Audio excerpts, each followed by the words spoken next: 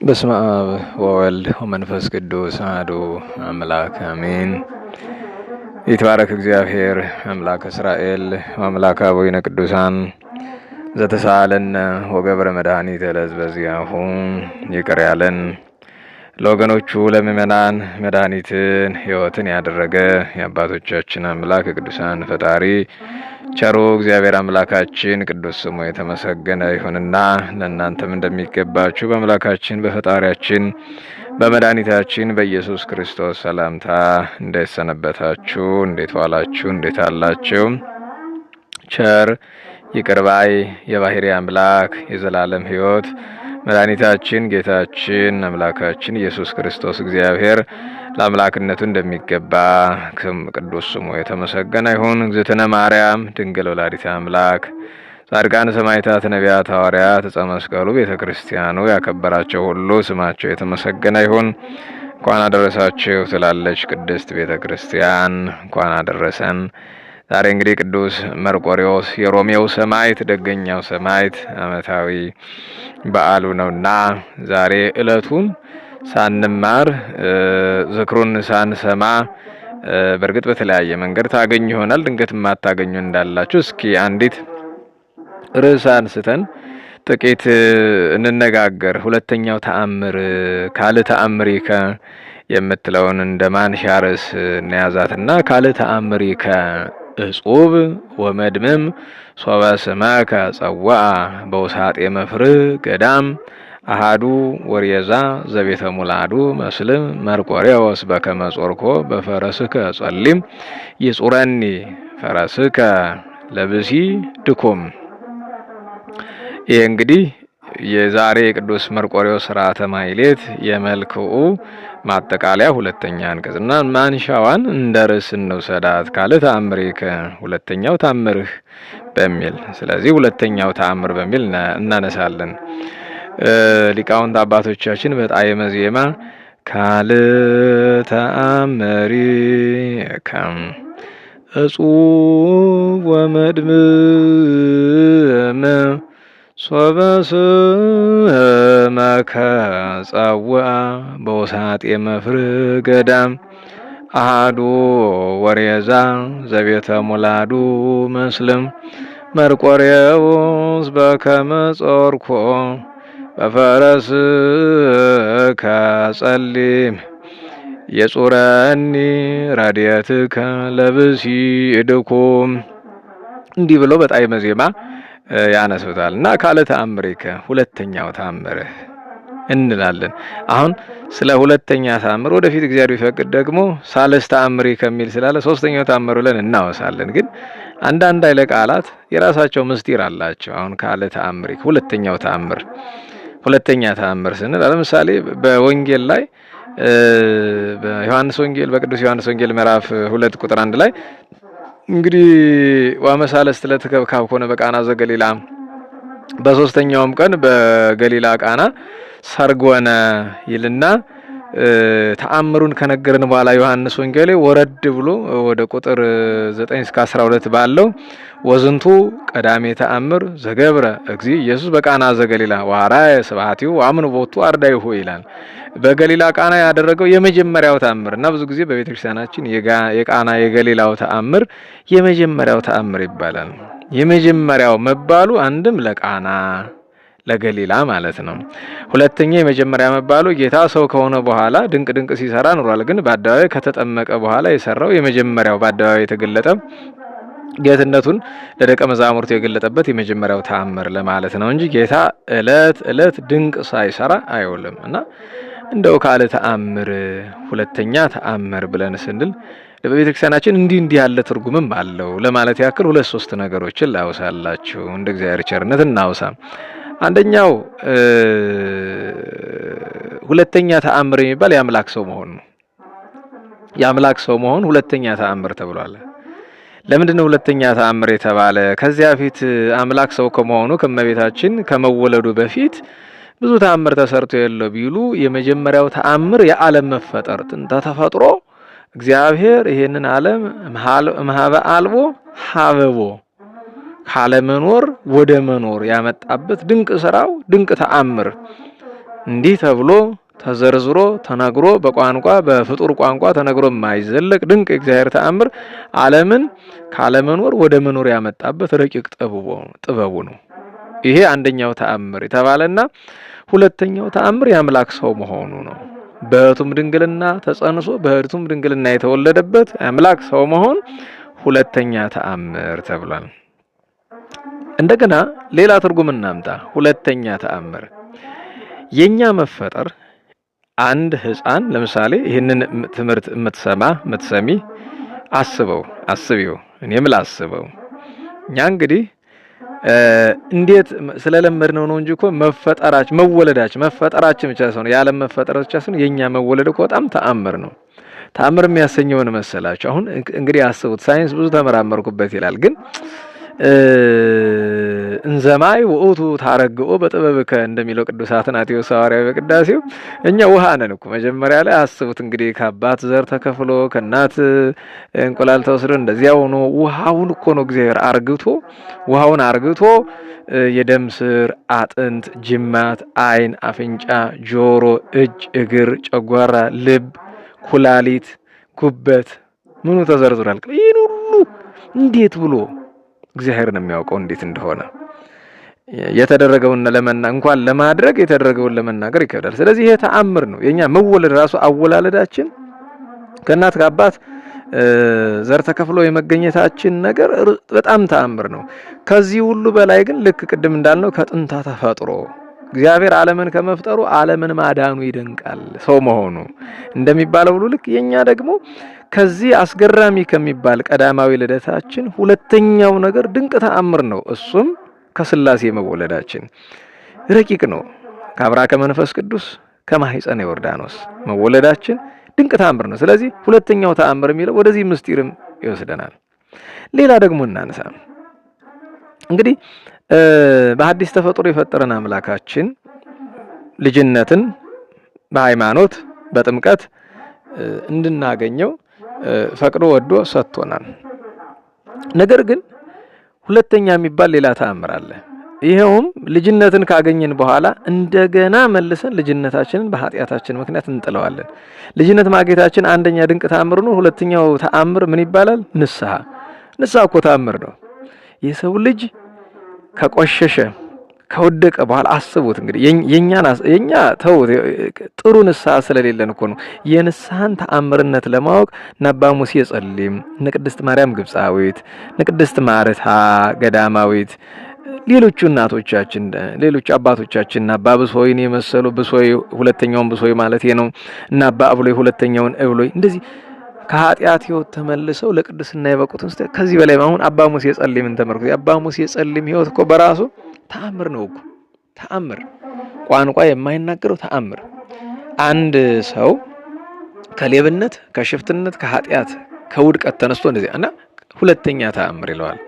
እንደገና ደግሞ ሌላም ተአምር አለ። ጌታ በአዲስ ተፈጥሮ ከፈጠረን በኋላ ዓለምን መፍጠሩ አንደኛ ተአምር ይባልና እማሀበ አልቦ ሀበቦ ካለመኖር ወደ መኖር አመጣ ብለን ተአምር እንደምንናገረው ሁሉ እንደገና ከመኖር ወደ አለመኖር ይህንን ዓለም ይወስደዋል። ይሄ በጣም ድንቅ ተአምር ነው። ይህንን ዓለም እንዳልነበር ያደርገዋል እግዚአብሔር። ሌላ መጽሐፍ እንደሚል ሐዳሳተ ሰማያተ አዲስ ሰማዮችን አዲስ ምድርን ነው እንጂ ምንጠብቅ እንግዲህ ያንንም መንግስተ ሰማያትን እግዚአብሔር እንዴት እንደሚሰጠን አናውቀውም። ያም ተአምር ነው በራሱ እና በእውነቱ ሁለተኛ ተአምር ስንል እንዲህ ያለ ምስጢርም እንዳለው ለማስተዋል ነው። ዋናው ግን ዛሬ የቅዱስ መርቆሬዎስ ዓመታዊ በዓል ነውና ካለ ተአምሪከ መርቆሬዎስ ሰማዕተ ሮሜ እልፍ አእላፍ ከሆኑ ድንቅ ስራዎቹ ደራሲው አባ አካለ ክርስቶስ መልካ መርቆሬዎስን ሲደርስ 3 ተአምሮችን መርጦ ጽፏል። ከነዚህ መካከል አንደኛው ተአምሪከ አሃዱ ስለዚህ አከ ሀበሃሎ መምህር ባስልዮስ ለእግዚአብሔር ጊዜ ሰአሎ ለኦሊያኖስ እሉ እንዘ ግብረ ጸ ይመስሎ ዝኩ ስልከ በገሃድ በኩናተ በቀል ቀተሎ እስመ ስልጣኑ አገሃደ ዋራይ ኃይሉ። ይሄ አሁን የመጀመሪያው ተአምር እንግዲህ ሁለተኛው ተአምር ዛሬ ርዕስ እንድናነሳ ሁለት ለማለት አንድ ማለት ያስፈልጋል። አንድ ከሌለ ሁለት አይባልም። ሁለትን አንድ ይቀድመዋል። እና የቅዱስ መርቆሬዎስ ከሰራቸው ተአምራት ሁሉ ዛሬ እንኳን ስዕሉ ሲሳል ሁሉም ቦታ ብትሄዱ የሚሳለው ከቅዱሳን ባስልዮስና ጎርጎርዮስ ነው። ይሄ መጀመሪያ ተአምር ይባላል። ባስልዮስና ጎርጎርዮስ ማለት ቅዱሳን ሊቃውንቱ ወንድማማቾች ናቸው። የሀገረ ቂሳርያ የቀጰዶቅያ ሰዎች ናቸው። በአጋጣሚ ንጉሱ ኦሊያኖስ ከሃዲው ኦሊያኖስ በአራተኛው ክፍለ ዘመን አጋማሽ አካባቢ የነበረ ንጉስ ነው። ከመካዱ በፊት ክርስቲያን ነበረ። ክርስቲያን ብቻ ሳይሆን የቅዱስ ባስልዮስና የቅዱስ ጎርጎርዮስ ጓደኛ አብሮ አደግ ነበረ እና አብሮ አደጋችን ሲስት ሲበላሽ ራሱ ጠፍቶ ሀገር ሲያጠፋ እንደምን ዝም እንላለን? ለምን አንመክረውም? ብለው ሲሄዱ በጌታችን በመድኃኒታችን በኢየሱስ ክርስቶስ ላይ ቃለ ጽርፈት ስድብ ተናገረ። በዚህ ጊዜ በጣም አዝነው ተጣሉት። እነሱን አጠፋለሁ እገላለሁ ብሏቸው እነሱን እስር ቤት ውስጥ ከቷቸው እሱ ወደ ጦርነት ወጥቶ ይሄዳል።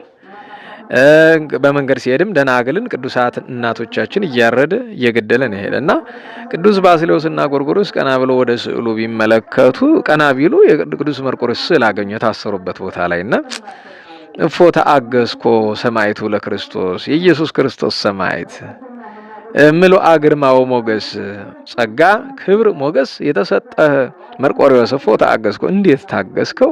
ፈጣሪህን ሲሳደብ ፈጣሪያችን ጌታችንን ሲሳደብ እንደምን ታገስክ? ብለው እያዘኑ እያለቀሱ እንቅልፍ ይወስዳቸዋል። እንቅልፋቸው ሲነቁ ስዕሉ ታጣ ከስፍራው። እጹብ እያሉ መልሰው ሲጸልዩ ቆይተው አሁንም እንደገና ተኝተው መልሰው ቢነቁ ስዕሉ ተመልሶ ከቦታው ተገኝቷል። ነገር ግን ስዕሉ ላይ ለውጥ አለ። በያዘው ጦር ላይ ደም ጠብ ጠብ ይላል እና ዛሬ ሌሊት ሊቃውንተ ቤተክርስቲያን በማህሌት ሲያመሰግኑበት አመቀተሎ ስዕልከ ለኦሊያኖስ እቡይ ምስለ እሊሃ ህቡረ ደንገጸት ቀላይ እንደሚለው ዛሬ ሌሊት እንግዲህ ጸለዩ ባስልዮስ ወጎርጎርዮስ ሀበስሉ ለቅዱስ መርቆሬዎስ ባስልዮስና ጎርጎርዮስ ቅዱስ መርቆሬዎስ ወደ ቅዱስ መርቆሬዎስ ስዕል ጸለዩ እና ደነነ ስዕል ከመኦሆ ዘይብል እነርሱ ኦ መርቆሬዎስ ምሉአ ግርማ ወሞገስ ጸጋ ክብር ሞገስ የተሰጠህ ቅዱስ መርቆሬዎስ ቀተልኮኑ ለኦሊያኖስ ኦሊያኖስን ገደልከውን ሲሉ ደነነ ስዕል ከመኦሆ ወእወ ዘይብል አዎን እንደማለት ደነነ ስዕል ዘንበል ራሱን ከፍ ዝቅ አድርጎ አዎ አላቸው። ወተፈስሑ ባስልዮስ ወጎርጎርዮስ ስለ ቅዱስ መርቆሬዎስ ስለዚህ ድንቅ ስለሆነች ተአምሩ ስለ ቤተ ክርስቲያን ድህነት እግዚአብሔር ስላደረገላቸው ትርግና በእደ ቅዱስ መርቆሬዎስ ደስ አላቸው። ይሄ ተአምሪከ አሃዱ ያለው ይሄ ነው። ሁለተኛ ካል ተአምሪከ እጹብ ወመድምም እጅግ እጹብ የሚያሰኝ የሚያስደምም የሚያስደንቅ ደግሞ ሌላ ተአምር አለ። ሁለተኛ ተአምር ዞበስመ ከጽዋአ በውሳጤ መፍር ገዳም እጅግ በሚያስፈራ ጽፉቅ በሆነ ገዳም ውስጥ ስምህን በጠራ ጊዜ አሃዱ ወሬዛ ዘቤተ ሙላዱ መስልም ከሙስሊም ከእስላም ቤት የተወለደ አንድ ወጣት በጠራ ጊዜ መርቆሬዎስ በከመ ጾርኮ በፈረስ ከጸሊም በጥቁር ፈረስ ወይም በቤተክርስቲያን አነጋገር ዱሪ ይባላል። በዱሪ ፈረስ እርሱን ተሸክመ ከዚያ ዱር እንዳወጣው ይጾረኒ ረድኤት ከለብሲዱኩም እኔ ባሪያ ደካማውን ደግሞ ረድኤት ይሸከመኝ ይርዳኝ ብሎ ይጸልያል። ይሄስ እንደምን ነው ቢሉ መቼስ መጽሐፈ ስንክሳር ተመልክታችሁ ከሆነ ታሪኩንም አስፍሮታል። አንድ በግብጽ ምስር የምትባል ምስር ማለት እንግዲህ ኦልድ ካይሮ ይላታል ዛሬ አሮጌዋ ካይሮ ናት ነው የሚሉና ለሁሉም በጥንቲቱ ምስር በጣም ታሪካዊት ረጅም እድሜ ያላት ከተማ ናትና እዚያ ቅዱስ መርቆሬዎስ ሰማዕትነት ከተቀበለ በኋላ ለመጀመሪያ ጊዜ ቤተክርስቲያን ከተሰራበት ለሱ ቤተክርስቲያን ከተሰራባቸው ስፍራዎች መካከል አንዷ እሷ ናትና እጅግ ብዙ ድንቅ ተአምራት የሚደረግበት ስፍራ ነው። በዚያ ስፍራ ደጋግ የሆኑ ጠንካራ ክርስቲያኖች ይኖሩባት ነበረ ያችን ቤተክርስቲያን እና ከሙስሊሞቹ መካከል አንዱን በቃ ተአምሩን ተመልክቶ በቅዱስ መርቆሬዎስ ተአምር ተስቦ የጌታችን ኢየሱስ ክርስቶስን የባሕርይ አምላክነት ተረድቶ ዛሬ አህዛብ እንደሚለፈልፉት አይደለም። በነገራችን ላይ በጣም የሚያስገርመኝ ከአህዛብ ልፍለፋ አህዛብ ጌታችን መድኃኒታችን ኢየሱስ ክርስቶስ ላይ መቼም በግፍ የማይናገሩት ነገር የለም። ምን ያስገርመኛል? ከነሱ ልፍለፋ የኛ ዝምታ ይገርመኛል። የኛ ዝምታ ማለት አንድ ሰው ከመሬት ፈጥሮ የሌለ አምላክ አምጥቶ ለዛ አምላክ ላለው ነገር ለጣዖቱ ስም ሰጥቶ እሱን የዓለም ፈጣሪ አድርጎ አስቡት። ጣዖት ነግሶ የሰማይ ምድር ፈጣሪ በደሙ ዓለምን የዋጀ መድኃኒታችን ኢየሱስ ክርስቶስ ተክዶ እሱ እንደ ነብይ ተቆጥሮ እኔ እኮ ያስገርመኛል። ከምንም የመጣ የጣዖት ስም አምጥተው እሱን አምላክ አድርገው ለዚያ ሕግ ጽፈውለት ከዛ ብዙ ጥራት ጽፈውለት ብዙ ሰባኪ አሰማርተውለት እኔ ይገርመኛል እኔና እኔ የድፍረታቸው ነገር የፖለቲካ ርዕዮታቸውን በቃ ሰው የፖለቲካ ርዕዮቱ አልሳካለት ሲል ነገሩን የእምነት ካባ አለበሰው በቃ አለቀ። ከዛ በኋላ ያው መጣቀና እኔ ይገርመኛል። ግን እውነተኛ ሰባኪ ከተገኘ የነሱን ትምህርት እንኳን ይሄን በሰይጣን መሰረት ላይ ይሄ በድቡሽት ላይ የቆመውን አይደለም ይቅርና ሌላውን እንኳን ድል መንሳት እግዚአብሔር ለሚረዳው ሰው በጣም ቀላል ነው። ግን ለሃይማኖት ቀናኢ መሆን ያስፈልጋልና በዚያ ጊዜ አስቡት። እንዳሁኑ በነጻነት አይደለም በመከራ ነው የነበሩት እነዚህ ሰዎች። አሁን ታሪኩን የምንተርክለት የቅዱስ መርቆሬዎስ ሁለተኛው ድንቅ ተአምር ብለን የምንተርከው እነዚህ ሰዎች በዛ አስጨናቂ ጊዜ ሆነው ነው ሰብከው በአንደበታቸው ብቻ አይደለም በተቀደሰ ሕይወታቸው። ያ ደግሞ ከእስልምና የተመለሰው ያ ክርስቲያን ደግሞ ከጽናቱ የተነሳ ትልቅ የእግዚአብሔር ጸጋ አድሮበት ነበር። እምነቱን ለማስካድ ያው አህዛብ እንደምታውቁት ልክ አቅም እንዳላቸው እውቀት እንዳላቸው እንከራከራለን ብለው መድረክ ይወጣሉ። መልስ ሰጧቸው እንገላለን። አሁን እኔ የሆነች ነገር ከተናገርኩኝ እንገላለን፣ ያው ነብያችን ላይ እንዲህ ተናግሯል ይላሉ። ታዲያ አርፈው የማይቀመጡ እኔ እኮ ማናችንም ቢሆን እነሱን የመናገር ፍላጎት የለንም። እኔ ማንንም እምነት መንካት አልፈልግም። የማንንም እምነት መንካት ከፈለገ ሳር ቅጠሉን ማምለክ ይችላል። አስተምረኝ ካለ አስተምረዋለሁ። አሊያ ሂጄ አልሰድበውም። ምን ችግር የለውም። መከባበሩ እኮ እንከባበር ነበር። ነገር ግን አርፈን ከተቀመጥንበት ይነካኩናል። እንደዚህ ይሏቸው መጥተው ክርስትናን ሲሳደቡ መጽሐፍ ቅዱስን ሲያንቋሹ ጌታችን ላይ የማይገባ ነገር ሲናገሩ ይውላሉ። ከዛ ዝም ስንላቸው በቃ አንዲያውን አናታችን ላይ ወጣው ጥሬ እንትናቸው መጣል ነው የሚፈልጉ። ዝም ስንል በቃ ማለት የተረታን የኛ እምነት መልስ የሌለው እንደዛ ይመስላችኋል። አይሽ ብለን ወተን ደግሞ 2-3 ኃይለ ቃላት ስንናገር እብድ ነው የሚሆኑ። እብድ አንድያቸውን ያብዳሉ። እሱ እኮ ነው የቸገረን። አቅሙ ካላችሁ ባፍ በመጣፍ ከሆነ ክርክሩ እሺ ለምትናገራት ለእያንዳንዷ ቃል ለእያንዳንዷ ኃይለ ቃል ስለራሳችን ብቻ አይደለም መልስ ምን ሰጠው የናንተው እምነት ይቆምበትን ድቡሽትም ነው የምናሳየው። ምክንያቱም የእምነታችን መስራች የምትሉት ሰው አይደለም እናንተ እንደምትሉት የነቢያት ማህተም ሰው ለመባል እንኳን የማይመጥን እንደሆነ እዛው እናንተ መጽሐፍ ላይ ጠቅሰን እናስረዳቸዋለን።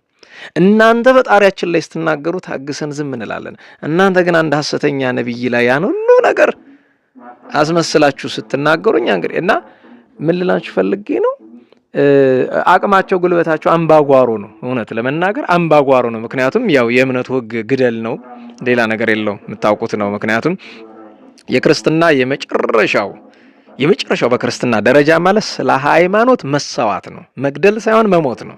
ገብታችኋል? ለምሳሌ ከቅዱሳን ሁሉ ሰማዕታት ይበልጣሉ።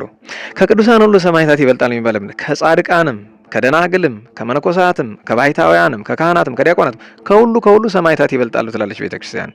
ሰማዕታት ይበልጣሉ። ለምንድን ነው ሰማዕታት የሚበልጡ? ስለ ክርስቶስ ፍቅር፣ ስለ እውነት፣ ስለ ሃይማኖት፣ ስለ መንግስተ ሰማያት ደማቸውን ያፈሰሱ ናቸው። የገደሉ ሳይሆን የሞቱ ናቸው፣ የተሰዉ ናቸው። ይሄ ምን ይባላል? በክርስትና የመጨረሻው የክርስትና ደረጃ ስለ ክርስቶስ ብሎ መሰዋት ነው። በዛኛው እምነት ግን የመጨረሻው ደረጃ ጂሃድ ይባላል። ሄደህ የሌላ እምነት ተከታይን ማረድ፣ መግደል እንደ ትልቅ ጽድቅ ይቆጠራል። እኔ ይገርመኛል። እና እምነት እንዳለ ነው ታውቁታላችሁ። ነገራችሁ ዓለም ላይ አንድ እምነት ብቻ ነው ያለ፣ ግደልና ጽድቅ የሚል አንድ እምነት ብቻ ነው ያለ ዓለም ላይ። እንግዲህ እንደምታውቁት ብዙ ሺህ እምነት ነን የሚሉ የእምነት ተቋም ነን የሚሉ ብዙ ሺህ ድርጅቶች አሉ። ግደልና ጽድቅ የሚል ኦንሊ አንድ ብቻ ነው ያለው። ለዛ ነው ምናልባት እነ ፋዘር ዘካርያስ ቡትሮስን የመሳሰሉ ዓለም አቀፍ ሊቃውንት ኢስላም is not a religion, it's an ideology, የፖለቲካ ርዕዮት ነው እንጂ እምነት አይደለም ብለው እስከ መናገር የደረሱት። እና ሰው ወይ አርፎ መቀመጥ ነው፣ ካልሆነ ደግሞ ምንጊዜም በአፍ ይጠፉ በለፈለፉ ነው። አፍ ከፍቶ የሚናገር ካለ እኔ በጣም ታግሰን ነው እንጂ እኮ የማይባል ነገር የለም በየስፍራው። እኛ ጋር እኮ እንግዲህ ከ35,000 የኢትዮጵያ ኦርቶዶክስ ተዋሕዶ ቤተክርስቲያን አብያተ ክርስቲያናት መካከል አንድ ቤተክርስቲያን እንኳን በቋሚነት ስለሌላ እምነት በማንቋሸሽ የሚሰበክበት ፈልጋችሁ ከስንት አንድ አልፎ ግለሰቦች ሊያደርጉት ይችላሉ። እዚያ ግን እንደ ተቋም በሃይማኖት ደረጃ ስራዬ ተብሎ ክርስትናን ማንቋሸሽ፣ ጌታችንን ማንቋሸሽ ሎቱ ስብሐት ሌሎቹንም የማይገቡ ነገሮችን ሃይማኖታችን ላይ ቅዱሳት መጻሕፍት ላይ መናገር በእስልምና ብቻ እንዳይመስላችሁ በፕሮቴስታንትም በቃ መደበኛ ስራቸው ነው፣ ቋሚ ስራቸው ነው። እና ምን ለማለት ነው ነገሩን ያመጣሁት፣ እንደ ወደ ታሪኩ መልሳለሁ። ግን አትድረሱብን እባካችሁ፣ ተው አትድረሱብን። አይ እንናገራለን ካላችሁ ደግሞ መልሱን ቻሉት። አሁን እችን በተናገርኩ እንኳን ብዙ የሚበሳጭ ይኖራል። እችን ትምህርት ቆራርጠው ወስደው ይኸው እንዲያደረገ ምን ይሆናሉ? አስቡት እናንተ። ታውና በቃ ተውን፣ አትድረሱብን። በቃ የራሳችሁን እምነት ይዛችሁ ቀጥሉ፣ አትንኩን። ምክንያቱም የያዝነውን እውነት ጠንቅቀን እስከ ጫፉ የያዝነውን እውነት ብቻ አይደለም የያዛችሁትን ውሸት እናውቃለን። በድጋሚ ላለው የያዝነውን እውነት ብቻ ሳይሆን የያዛችሁትን የቆለላችሁትን ተራራ የሚያክል ውሸት ማፍረስ እንችላለን። እሱ ይቻላል። ነገር ግን ያለ ማድረግ ስንሄድ አምባጓሮ ትፈጥራላችሁ፣ ሀገርን ሰላም ትነሳላችሁ፣ ችግር ታመጣላችሁ። እሱ ነው ችግር። ዝም የምንልበት ምክንያት ስለ ሀገር ሰላም ነው፣ ሁከት እንዳይፈጠር ነው። ሁከት እንዳይፈጠር ደግሞ ዝም የምንለው ፈርተን አይደለም፣ ክርስትና የሰላም ሃይማኖት ስለሆነ ነው እንጂ ማንም ማንንም አይፈራም። ታውቁታላችሁ። ለምንድን ነው የሚፈራው? ግን ለሀገር ሰላም ሲባል ነው ዝም የምንለው። ስለዚህ አርፋችሁ እንደ እግረ መንገዱን ከመጣ በጣም ብዙ ጸያፍ ነገሮች ነው ያለው፣ በጣም ብዙ ከሀገር ውስጥም ከውጭም በክርስትና ላይ የሚወረወሩ ጦሮች ከአሕዛብም ከመናፍቃንም በጣም አጸያፊ ናቸው። በእውነቱ ስርዓት ብትይዙ ጥሩ ይመስለኛል። ካልሆነ እንግዲህ ውሃ መረጫጨት ከሆነ ወጥተን እንረጫጫለን። እዛ በኋላ ማን ነው የሚረታ እናያለን። ለሁሉም በዛ ጊዜ ይሄ ሙስሊም የነበረ ሰው ክርስቲያን በመሆኑ ምክንያት እንደምታውቁት ሕግ አላቸው። ከእስልምና ወደ ሌላ እምነት በተለይ ወደ ክርስትና የሄደ ሰው ያው ግደለው ነው። ቤተሰብም ቢሆን እናት ልጇን፣ ልጅ እናቱን፣ አባት ልጅ አባቱን አይምርም። ዛሬም ድረስ ኢጂፕትና መካከለኛው ምስራቅ ሚድል ኢስት ላይ አሁንም የሚሰራበት ነው። ፕራክቲካሊ በተግባር እናውቃለን።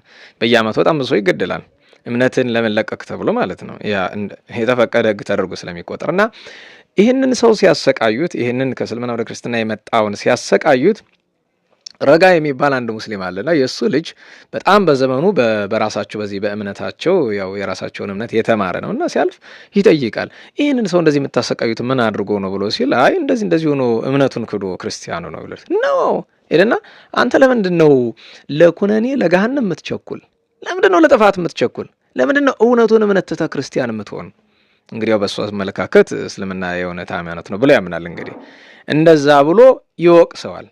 ያ ቀድሞ ሙስሊም የነበረው ኋላ ክርስቲያን የሆነው አይነ ልቦናው እዝነ ልቦናው የበራ እሱ ብቻ ሳይሆን ሰማያዊውን ምስጢር የተመለከተ ነውና አሁን ልቦና ጨልሟል። አሁን ማስተዋል አትችልም። ኋላ ግን የምታስተውልበት ቀን ይመጣል። ያን ጊዜ የክርስትናን እውነትነትና የቆምክበትን ሐሰትነት ትረዳዋለህ። ቃሌን አስታውሳለሁ። ትንቢት ነው እየተናገረ ያለው። በነገራችን ላይ እኔን የሚያስገርመኝ ለምሳሌ ነቢያት የምንላቸው እኛ ነቢይ ማለት ወደፊት የሚደረገውን ነገር አስቀድመው የተነበዩ ናቸው። አንዲት የረባሽ ትንቢት ተናግሮ የማያውቅን ሰው አንዲት ጠብ የምትል ከፈጠራ ከሐሰት ጉዳይ በቀር አንድ ጠብ የሚል ዓለም የሚያውቅለት አንድም ትንቢት የሌለውን ሰው ነው እንግዲህ ነቢይ ነው እያሉ የሚያደነቆሩንና ይሄኛው ግን ከእስልምና ተመልሶ እግዚአብሔር ቢያድርበት ቀጥሎ የሚሆነውን ነገር ነገረው እና ኋላ ይበራልሃል፣ ታስተውላለህ፣ አይነ ልቦናህ ይበራል ብሎ ሲናገር ሄዶ በጫማ ጥርሱን ሁሉ እስኪረግፍ ፊቱ ሁሉ ደም እስኪሆን ድረስ ደበደበው። ሄዶ የምትለው አይሆንም ብሎ ማለት ነው። ምን አለው? ይችን ቃሌንና እኔ ላይ ያደረግከውን አስበህ የምታለቅስበት ቀን ይመጣል፣ ታዝናለህ ብሎ አለው። በዚህ ምክንያት አሰቃይተው ገደሉት። መግደል ብቻ አይደለም፣ በነገራችሁ ላይ ለአስከሬን እንኳ አይራራ። ሰው ከሞተ በኋላ ምን ያደርጋል? ከሞተ በኋላ እሳት አንድደው አስከሬኑን ሲያቃጥሉት ዋሉ። ከዛ አመዱን አልሆነ ቢያዩት ምንም አልሆነም። ያ ክርስቲያን የሆነው ግብፃዊ አካሉ ምንም አልሆነም። አይ እሳት አንሶ ነው ብሎ ሁለተኛ ቀን አቃጠሉት። ምንም ማለት ሶስተኛ ቀን አቃጠሉት። ምን ማለት ወስደው ጣሉት። ከዚያ ክርስቲያኖች የሚገባው ቦታ ላይ አስቀመጡት። ከዛ ግን ያ ሰው ከቤቱ ከሄደ በኋላ ሐዘን ተሰማው። ያ ሲደበድበው የነበረው ያዘነ ግን ስለተማታ አይደለም፣ ወደፊት ክርስቲያን ትሆናለህ ስለተባለ ነው ያዘነ። በጣም ወደፊት ክርስቲያን ትሆናለህ ስለተባለ በጣም አዘነ። እና ወላጆቹ ምን ሆነ ሲሉት እንደዚህ እኮ አለ እንዴ የዚህን ሐሰተኛ ክርስቲያን ንግግር ቁም ነገር ቆጥረህ ታዝናለህ? በል ተረጋጋ ብሎት ግን ሊረጋጋ አልቻለም። ለምን ይባል እግዚአብሔር ስራውን ጀምሯል። እግዚአብሔር ስራውን ስለጀመረ ሊረጋጋ አልቻለም። ቢረጋጋ ብሎ በረጋጋ ብሎ ምን ጥያቄ ጠየቀ? ወደ መካ ብሄድ እዛ ሂጄ ያው ነብያችን የሚሉትን የሱን መቃብር እንዲያው ስሜ ብመጣ ከአባ የሚሉት አለ። እሱን በእውነት እንነጋገር ይባል ብዙ ያነጋግራል፣ ግን ርዕሳችን አይደለም። እንዳልኩት ካላረፉ ካልተውን እንመለስበታለን። ግን እዛ ሊሄድ አለ። ደስ አላቸው። ወርቅና ብር ሰጥተው ከብዙ ጎልማሶች ጎበዛዝት ጋራ ተሳለም ብለው እንግዲህ ሀጅ እንደሚሉት ማለት ነው ሄዶ ግን አንድ ዱር ላይ ሲደርስ መነጻጻት ፈለገ፣ ዳሪ መውጣት ፈለገ። እና ዳሪ ለማውጣት ጠብቆኝ እዚህ ብሏቸው እሱ ወደ ዱሩ ሲገባ እንደምታውቁት ዳሪ የሚወጣ ሰው ትንሽ ራቅ ማለት አለበትና ትተውት ሄደዋል። ከዛ በኋላ ተነጻጽቶ ስራውን ጨርሶ ቢወጣ ማንም ሰው የለም። ወደ ግራ ቢል ወደ ቀኝ ቢል ወደ ፊት ቢል የት ይድረስ? እሱ ብቻ አይደል እንግዲህ ያለበት ስፍራ ከምስር ማለትም ተነስቶ ከመጣበት ሀገር በእግር 22 ቀን ርቀዋል። 22 ቀን ያክል ሄደዋል። ወደዚያ ወደፊት ይሄዳለው አይል አያውቀውም፣ ወደ ኋላም አያውቀውም፣ ወደ ቀኝም ወደ ግራም አያውቀውም። ጭንቆነ እሱ ብቻ አይደለም እየመሸ መጣ። አስቡት፣ ምንም አይነት ሰው የሌለበት ዱር ላይ እንግዲህ የጭንቅ ቀን ነው። ሁሉም የጭንቁ ቀን እውነቷን ይረዳል። ያን ጊዜ በቃ ማለት ወደ ራሱ አምላክ ሞከረ።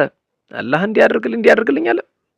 ሲጀመር የሌለ ነገር መጥራት አጓጉል ነው። ሰይጣን ደግሞ ሰውን አያድንም ይታወቃል።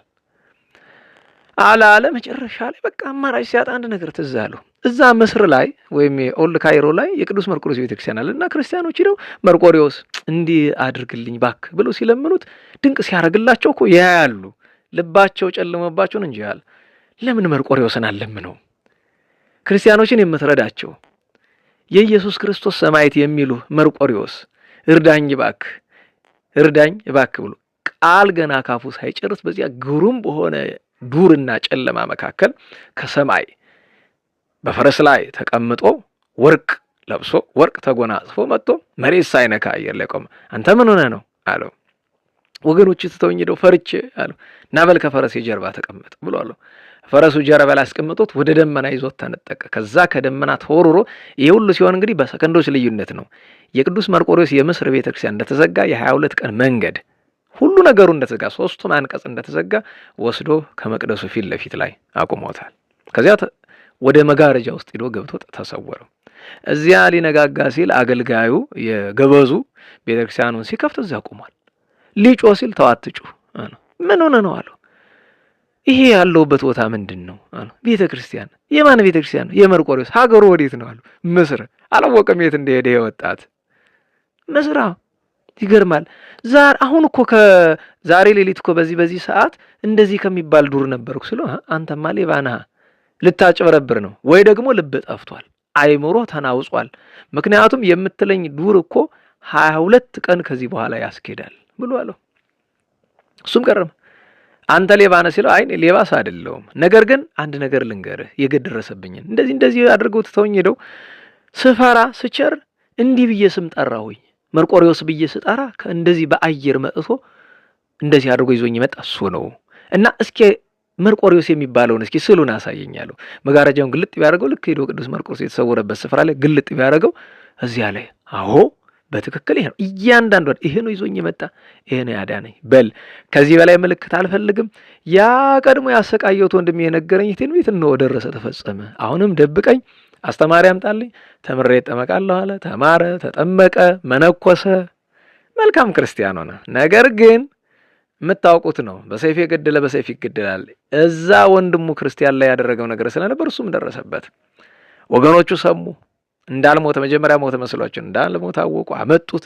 የሚገርማችሁ ነገር ለምንድን ነው ክርስቲያን ይሆን ካለ እውነቱን ነገራቸው።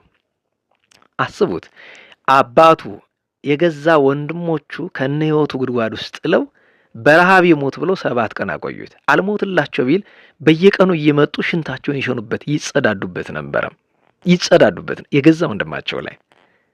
ሰው እኮ ምርጫው ነው። የፈለገውን ነገር ማምለክ ይችላል። እምቢ ካለስ ታስረዳዋለህ። ካልገባው የራሱ ኃላፊነት ነው እኮ። አስቡት፣ መግደልም እኮ አንድ ነገር ነው። ሽንታቸውንና ሌላ ቆሻሻቸውን ሲጥሉበት ሲጸዳዱበት ከረሙ። ኋላ እናት ናትና አላስችላት ብላ ስታለቅስ ወደ በረሃ ሂድ ብለው አሰናበቱት። ወደ ገዳመ አስቄጥስ ገብቶ አባ ዮሐንስ ተብሎ በመንኩስና ስሙ። ለዛ ነው እንግዲህ ዛሬ ካልዕ ተአምሪከ ሁለተኛው በጣም አስቡት አስደናቂ ነው። ምክንያቱም አባ ዮሐንስ እንግዲህ መጀመሪያ ሙስሊም ኑሮ በኋላ ክርስቲያን ነው። ይሄኛው ቅዱስ ዮሐንስ ለዚያ ነው ካልዕ ተአምሪከ እጹብ ወመድመም፣ ሁለተኛው ተአምርህስ እጹብ ነው፣ ድንቅ ነው። ሶስመከ ጽዋአ በውሳጤ መፍር ገዳም፣ በሚያስፈራው ገዳም ውስጥ ዱር ውስጥ ስምህን በጠራ ጊዜ አለ ግን አለ የጠራ አሐዱ ወሬዛ ዘቤተ ሙላዱ መስልም፣ እርሱ ግን ሙስሊም ሆኖ ሳለ አንተንም ማያምን ሆኖ ሳለ ግን ስምህን ስለጠራ። እንግዲህ ያስቡት። ለዚያ ነው አባቶቻችን ቅዱስ መርቆሬዎስ እንኳን ለሚያምነው ለማያምነውም ይራራል እና ዘቤተ ሙላዱ መስልም ያለው ለዛ ነው። መርቆሬዎስ በከመ ጾርኮ በፈረስ ከጸሊም ዱሪ፣ ጥቁር መልክ ባለው በፈረስህ ያንን ቀድሞ ማያምን የነበረውን ሰው ስለጠራ ያዳንከው፣ እኔም ማምን ይሄለ አባቴ፣ እኔም ማምን ይሄለ ወዳጄ። ለዚያ ነው ይጹረኒ ረድኤትከ ለብሲ ድኩም፣ እኔ እንደካማውን ረድኤትህ ይሸከመኝ ይርዳኝ ብሎ ደራሲ ካልዕ ተአምሪከ ሁለተኛው ድንቅ ተአምርህ እጹብ ወመድምም ብሎ ያነሳውና ዛሬ ልክ ቅዱስ ባስልዮስ ቅዱስ ጎርጎርዮስን ከመርቆሬዎስ ጋር እንደምናስባቸው ሁሉ ቅዱስ አባት ዮሐንስንም እናስበዋለን። ማጠቃለያችን ምንድነው? ሁለተኛው ተአምር ብንላልና እንግዲህ እግዚአብሔር ተአምራቱን በጋራ አድርጎልናል። እንደ ቀዳሚው ተአምር በጥንተ ተፈጥሮ እንደፈጠረን በአዲስ ተፈጥሮ ፈጥሮናል። ከእናት ከአባት ውሃ የነበረውን አርግቶ እንዲህ የምናምር አድርጎ እንደፈጠረን ዳግመኛ ከመንፈስ ቅዱስ እንድንወለድ አድርጎ እንዲህ ያለ ተአምራት ሰርቶልናል። በኃጢአት ስንወድቅ ግን ተመልሰን በንስሐ ለመነሳት ግን ከሱ ቸርነት ባሻገር የኛ የራሳችን ፈቃድ ለሁለተኛው ተአምር ለንስሐ በንስሐ ለሚገኘው ለሁለተኛው ተአምር ጥረት ማድረግ ንስሐ መግባት ያስፈልገናል። አንድ ሁለተኛ በአጋጣሚ አስቤበት አይደለም። በእውነቱ እኔታ የቅዱስ መርቆሬዎስን ተአምር ለመናገር እንጂ ስለ አሕዛብ ለመናገር እቅዴ ሐሳቤም አልነበረም። ነገር ግን ነገሩ ከተነሳ ላይ ቀርብ የጥቂት ነገሮችን አንስቻለሁኝ። አሁንም በድጋሚ የማሳስበው ኦርቶዶክሳውያን አንደኛ የምታዳምጡትን እወቁ። በእምነታችሁ ላይ በደንብ ነገሮችን ሳታውቁ ሌላ ነገር ወደ መስማት አትሄዱ። ብዙዎቻችሁ ጥያቄ ተመጣላችሁ። እናንተ በነገራችሁ ላይ አሕዛብ ፈጣሪያችንን እንደሚሳደቡ የማውቀው እኔ መቼም ሄጄ ወይ መስጊድ ሰምቼ ወይ ኢንተርኔት ላይ ስፈልጉ አይደለም። እናንተ ናችሁ የምትልኩልኝ፣ እናንተ ናችሁ። እና ለምንድን ነው የራሳችሁን ተምራችሁ ሳትጨርሱ የሌላ የምታዳምጡት? እንደው በነገራችሁ ላይ አባቶቻችን ይላሉ አይደል፣ ሰው ከቤቱ ያለውን ነገር ሳያሳካ ወደ ጎረቤት አይኬድም አይደል? አይኬድም። መጀመሪያ የራስን ነገር ማወቅ ያስፈልጋል። ስለዚህ የራስን ነገር አውቆ ከዛ በኋላ እንኳን እውነት ለመናገር እንደ አንድ ሰው የክርስትናውን በደንብ ከልቡ ተረድቶ ሌላ የተሻለ አለ መስሎ ከተሰማው የራሱ ምርጫ ነው። ምክንያቱም እኔ በግልጽ ለመናገር በሚሊዮን የሚቆጠሩ ሰዎች ከክርስትና ወጥተዋል በ30 ዓመት ውስጥ። አዎ ምንም እኔ እንዳልኳችሁ ስራ ስላልሰራን አፍራለሁኝ። በራሴ በአገልጋዮች በራሴ ጨምሮ አፍራለሁኝ። ያም ሆኖ ግን አንድ ሰው ከክርስትና ስለወጣ አስተምረን እንመልሰዋለን እንጂ እንግደልን፣ እንነቅህን፣ ውጣ ውረድ አንለውም። ስለዚህ ለወንድም ለእህቶቻችን ልምከራችሁ መጀመሪያ ተማሩ፣ አስተውሉ። ደግሞ ተማሩ ሲባል ዝም ብለህ ከየሰባኪው ገጽ እየሄድክ እውቀት ልቀም ማለት አይደለም። በእምነት ለምሳሌ እምነት ነው የሚፈልገው፣ የእውቀት ብዛት አይደለም። ከዛ ጥቂቷን እውቀት በእምነት ከያዛችኋት በኋላ ማንም አያናውጻችሁም። እንደሌላው ሰው በዱላ በጩኸት በምናምን አይደለም። ታውቃላችሁ እኛ የምንነጋገረው በስም አይደለም። አሁን አይታችሁ ከሆነ አሕዛብ በሽታ ይዟቸው አማራጭ ሲያጡ መጥተው እኛ ጋር ጸበል መጥተው ይጠመቃሉ። እግዚአብሔር ቸር ነው ይፈውሳቸዋል ያለን እኮ በየጸበሉ። አሁን እስኪ ሙስሊም የሌለበት ጸበል ፈልገህ ና ጎንደር እስኪ አታገኝም። በየጸበሉ አለ እየተጠመቁ ታደብቀው ነው የሚጠመቁ። ምክንያቱም ያው አደጋውን ስለሚፈሩ ማለት ነው። አስቡት። እኛ እንደዚህ ያለ ነገር የለን። እንደዛ ስለመጡም እንኳን ከመጣችሁ በግድ ታምናላችሁ አንላቸውም። ከፈለጉ ይጠመቃሉ፣ ያምናሉ። አልፈለጉ ደግሞ መብታቸውን ነው የምናከብር እና በተቻለ መጠን እምነት ነው። ለምን ቢባል የኛ እምነት መረጋገጥ የሚችል ነው። ለምሳሌ ዛሬ ቅዱስ መርቆሬዎስ ነው አይደል? ዛሬ አሁን ተአምር አይተናል። ተአምር ተሰርቷል። ይሄ ነው ያ ነው መለፍለፍ ስለማንፈልግ ነው። ዛሬም ድረስ እግዚአብሔርን ስንጠራው ይመጣል። ዛሬ በነገራችን ላይ በአደባባይ ቁልጭ ግልጽ ያለ በእምነታችን ልንገልጠው በዓለም ታሪክ እኮ እንደ ክርስትና እንዲህ ዘንድ በዓለም በታሪክ መገለጫ እንኳ ዓለም ላይ አስደናቂ የሚባሉ ተአምራት ራሱ ግብጽ ብትሄዱ በአሕዛብ መከራ የሚበሉ ክርስቲያኖች ያሉባትን 10ኛው መቶ ክፍለ ዘመን ላይ እነ ስምዖን ጫማ ሰፊውና አባ አብርሃም ሶርያዊ በሃይማኖት ታሪክ ብቻ አይደለም በዘመናዊ ታሪክም ይታወቃል። ከተማዋን የሚያጠፋ የነበረውን ጎርፍ ለመገደብ አንዱን ተራራ ነቅለው ወስደው እዛ ተክለውት። አሁን ተራራ ተነቀለ ሲባል ሰው ግራ ነው የሚገባው። አዎ ተአምር ማለት ይሄ ነው። ተአምር ማለት ይሄ ነው። እሱን ማወቅ ማስተዋል ይገባናል። እና በገሃድ መታየት የሚችል በገሃድ ጌታ ብርሃናችሁ በሰው ፊት ይብራ ሲል እኮ አንዱም መገለጫው ይሄኛው ነው። በመልካም ህይወታችን አጋጣሚውን ተጠቅሞ እግዚአብሔር ደግሞ በእኛ ላይ አድሮ ተአምራትን ሊሰራ ይችላል። ቸርነቱ ብዙ ነው። እና ስለዚህ አንደኛው ምክሬ ነው። ሁለተኛው ምክሬ በአጋጣሚ ይሄንን የምትሰሙ ሙስሊም ወገኖቻችን ካላችሁ እኛ ከማንም ጋር ምንም አይነት ነገር አንፈልግም፣ ክርክር አንፈልግም፣ ጠብ አንፈልግም። እኛም በራሳችን መንገድ እናንተም በራሳችሁ መንገድ መኖር ነው። መስመር የሚያልፉ ሰዎቻችሁን ተው ብትሏቸው አይሻልም? እንደ ዝምታ ሰው ዝም ስንል ለምን ትንቁናላችሁ? ማለት እኔ ያውቃለሁ በዚህ ዘመን ያለን አብዛኞቹ የክርስቲያን ሰባኪዎች አውቃለሁ ሆዳም ነን። ይሄ ምንም ሌላ ማንም እንዲነገረን አንፈልግም። ሆዳም ነን፣ ከቤተክርስቲያን በላይ የራሳችን ክብር የምናስቀድም ነን ምናምን ብዙ ችግር እንዳለብን በግልጽ ይታወቃል። ያ ማለት የዝምታችን ምክንያትም ትዕግስትም ላይሆን ይችላል፣ ግዴለሽነት ነው። የአብዛኛው ሰባኪ የዝምታችን ምክንያት ግዴለሽነት ነው። ነገር ግን ይህንኑም ቢሆን እንዲያው ባትጫወቱበት፣ በቃ አርፋችሁ አምልኳችሁን ፈጽሙ። አልደረስንባችሁ፣ የራሳችን ኖሮ ነው እየኖርን ያለው። አይ ከተባለ ግን ማንኛውም የሙስሊም ሰባኪ ያድርገው፣ ማንኛውም ያድርገው። አንዳንዱ እኔ ያላልኩኝ እኔ አንተ ብትል ባትልኝ ምን አገባኝ? አንተ ባትልም አስተማሪህ ፈጣሪን ከሰደበ፣ አስተማሪህ ሃይማኖቴን እምነቴን ካንቋሸሸ መልስ እሰጣለሁ። መልስ ሰጥ ደግሞ ስለ ራሴ ብቻ አይደለም እናገረው፣ ስለ አንተም ጭምሮ እናገራለሁ። ይህን ማወቅ አለባችሁ። አንተ አልፈ እኔን ስትነካ እኔም አልፌ ስላንተው እናገር። ለምን ቢባል ለዛ ነው ጫጫጫጫ የምትሉ ስልናገር። እኛ ጋር ማንም ምንም ቢናገር ዝም ነው የሚባለው። የፈለጋችሁ ስትሳደቡ፣ የፈለጋችሁ ስታንቋሽሹን ስትውሉ ዝም ነው ምን። ለምን ቢባል የያዝነውን እውነት እናውቀዋለን። ማለት በጠብ የምንገልጠው ነገር አይደለም። ምክንያቱም ቃል ብቻ ይዘን ብንወጣ ምን ያህል እንደምትንጫጩ ስለምናውቀው ነው። ምክንያቱም ድቡሽት ነው፣ ምንም መሰረት የሌለው እምነት ነው። ዓለም ላይ ብዙ አይነት እምነቶች አሉ። በእውነቱ ጨርሶ መሰረት የሌላቸው የሚባሉ ጥቂት እምነቶች አሉ። ጨርሶ ደግሞ መሰረት የሌላቸው አሁን ይሁዲነት መሰረት አለው። መጨረሻውን አላወቁበትም ነው እንጂ ይሁዲዎች መጨረሻውን አበላሹት። ጌታ ሲመጣ አበላሹት እንጂ መሰረት አላቸው። አንዳንዱ እምነት ግን ይሄ ነው የአሕዛብ እምነት፣ ምንም መሰረት የለውም።